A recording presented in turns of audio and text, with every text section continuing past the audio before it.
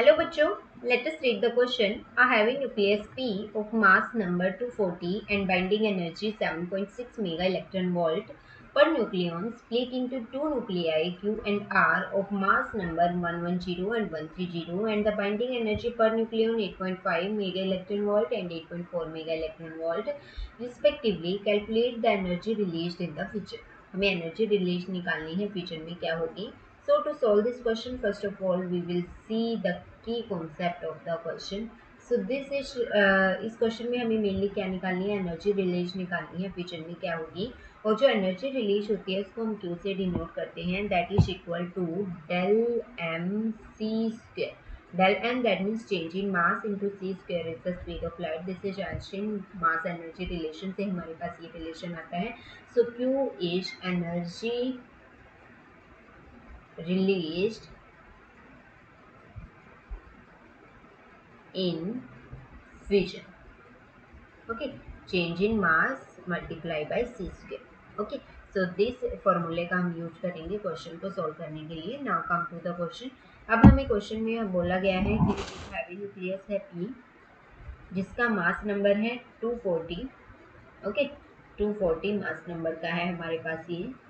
This is and इसकी जो binding energy है that is equal to 7.6 mega electron volt. ये पर न्यूक्लियाई स्प्लिट होता है Q प्लस R में. ओके, इसका मास नंबर है 110 एंड सेकेंड का मास नंबर है 130.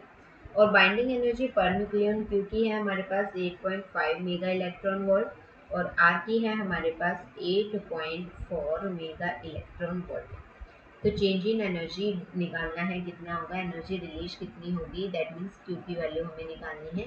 तो वो निकालने के लिए हम निकाल लेते हैं. तो चेंज इन मास कितना हुआ divided minus of binding energy. Okay, so ये निकालने के लिए हम इसमें फॉर्मूला अप्लाई करेंगे. अब फॉर्मूले के बेस पे हम यहाँ पे क्या लिखेंगे, this is equal to final हमारे पास इसका मास है 110 multiply by binding energy 8.5 mega electron volt. Okay, क्योंकि ये सी स्क्वायर के टर्म्स में हमें ऑलरेडी पता है. सो प्लस सेकेंड की है 130 multiply by 8.4.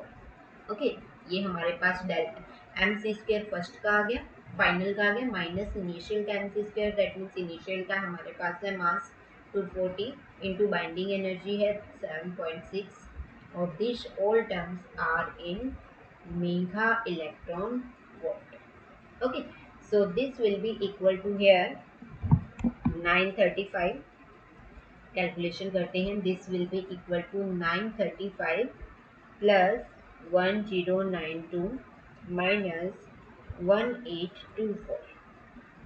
This will be equal to 2027 minus 1824. So this will be equal to 203 mega electron volt. So this is the energy released during this process. This is the answer of the question. I hope you understood it well. Best of luck.